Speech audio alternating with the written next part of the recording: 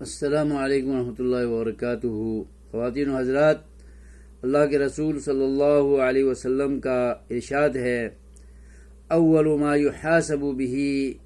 العبد یوم القیامت الصلاۃ،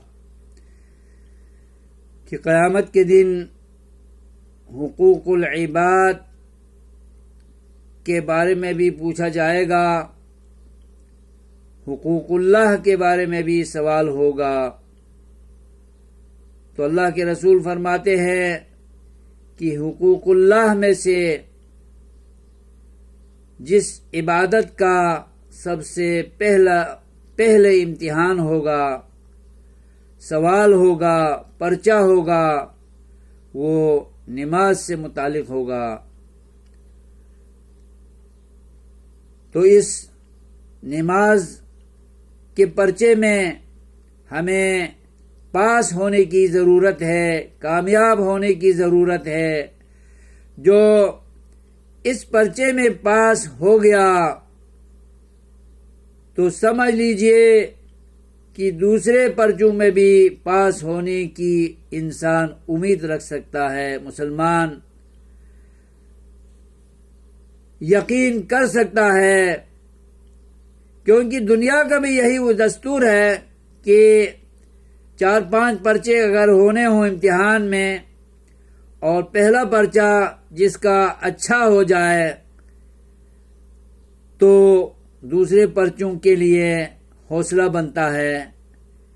اور دل کرتا ہے تیاری کرنے کا اور محنت کرنے کا، اور مزید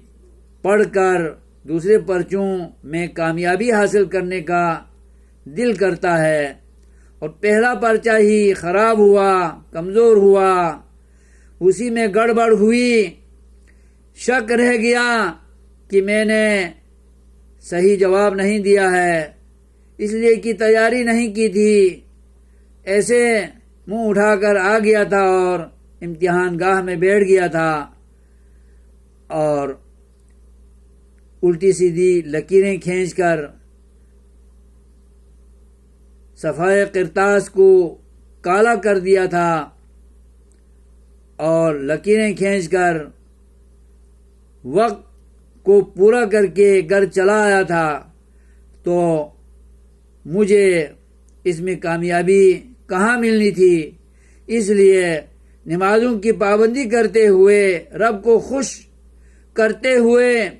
اس پرچے میں پاس ہونے کی ہم کوشش کریں۔ تو حدیث میں آتا ہے کہ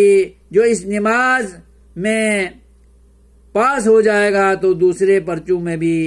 دیگر اعمال کے پرچوں میں بھی انسان پاس ہو سکتا ہے، اور جو اس کو ضائع کرے گا فَهُوَ لِمَا سِوَاهَا أَضْيَعُ، تو ایسا انسان نمازوں کے علاوہ دیگر اعمال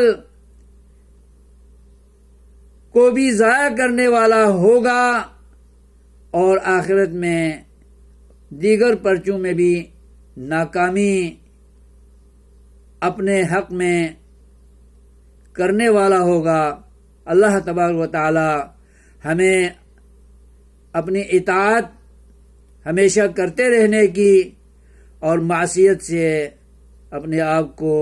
کوسوں دور رکھنے کی توفیق خیر عطا فرمائے۔ آمین یا رب العالمین۔ السلام علیکم ورحمۃ اللہ وبرکاتہ۔